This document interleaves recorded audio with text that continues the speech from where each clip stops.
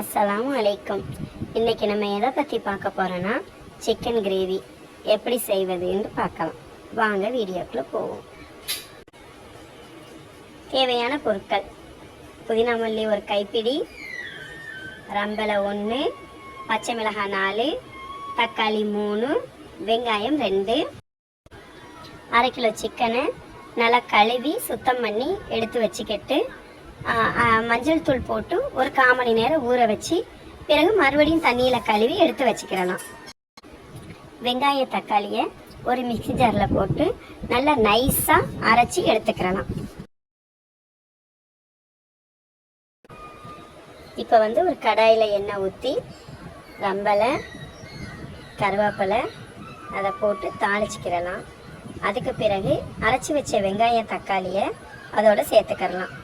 பச்சை வாசனை போகிற வரைக்கும் நல்லா வதக்கணும். வதக்கிட்டு அதுக்கப்புறம் கொஞ்சம் மூடி போட்டு மூடி வச்சிடலாம். கருவேப்பட்டை, கிராம்பு, ஏலக்காய் 3 சேர்ந்து ஒரு பொடி பண்ணி வச்சுருப்போம், அது 1 ஸ்பூன் போடணும். சிக்கன் பொடி 1 டேபிள் ஸ்பூன், மஞ்சள் தூள் 1 ஸ்பூன், கரம் மசாலா 1 ஸ்பூன், மிளகாய்த்தூள் 1 ஸ்பூன், மல்லித்தூள் 1 ஸ்பூன், சீரகத்தூள் 1 ஸ்பூன். இதை எல்லாத்தையும் ஒன்றா போட்டு நல்லா வதக்க வேண்டியதுதான்.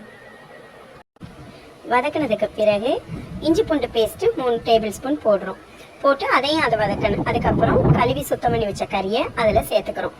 சேர்த்துக்கிட்டு தண்ணி ஊற்றக்கூடாது. அந்த சிக்கனில் உள்ள தண்ணியே நம்மளுக்கு வந்துடும். தேவையான அளவு உப்பு போட்டுக்கிறோங்க. அதுக்கப்புறம் நல்லா வதக்கிட்டு ஒரு மூடி போட்டு மூடி வச்சுருங்க. பிறகு திறந்து பார்க்கும்போது நல்லா எண்ணெய் விட்டு கிரேவி ரெடி ஆயிடுச்சு. இதுக்கப்புறம் புதினா மல்லியை மேலே தூவி அப்புறம் எடுத்து சாப்பிடலாம்.